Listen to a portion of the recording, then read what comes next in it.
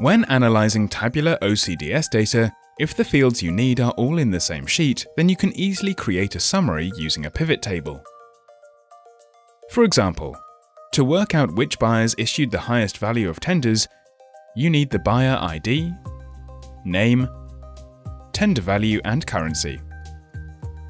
These fields are all available in the Releases sheet, so you can insert a pivot table,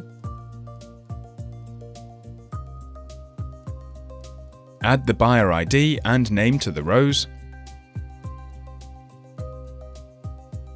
and then add the tender value to the values.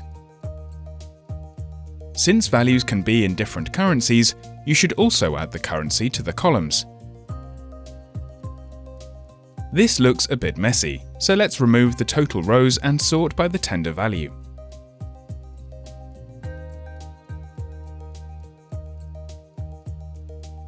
From the pivot table, you can see that the Institute of Social Security issued the highest value of tenders, followed by the Ministry of Education and Science. If the fields you need are in more than one sheet, then before you can summarize your data, you first need to transform it so that all the fields you need are in the same sheet. For example, to work out which tenderers bid on the highest value of tenders, you need to combine the tender values from the Releases sheet with the list of tenderers from the Tenderers sheet. This is a compiled release dataset, so you can use the OCID to identify which contracting process each tenderer bid for. You can add columns to the Tenderers sheet to pull through the tender value and currency from the Releases sheet. I'm going to use an index match formula here, so that I can reuse the same formula in each column I add, but you can use a VLOOKUP if you prefer.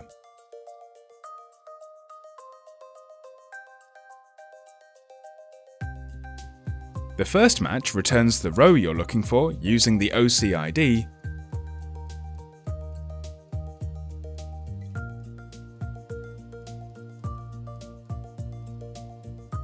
and the second match returns the column you're looking for, which is why I used the JSON path as the column header.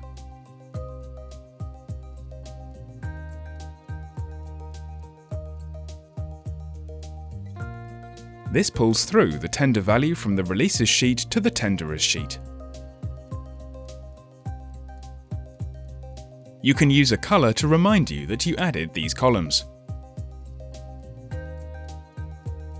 Now that you have all the data that you need in the Tenderers sheet, you can insert a pivot table and follow the same steps as last time to get the summary that you need.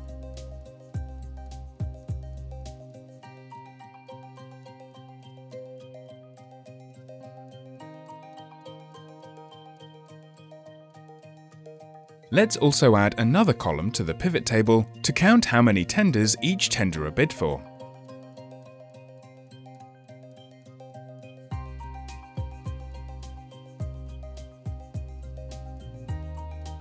The pivot table shows that Engineering SA bid for the highest value of tenders, followed by Roma Import Export SA.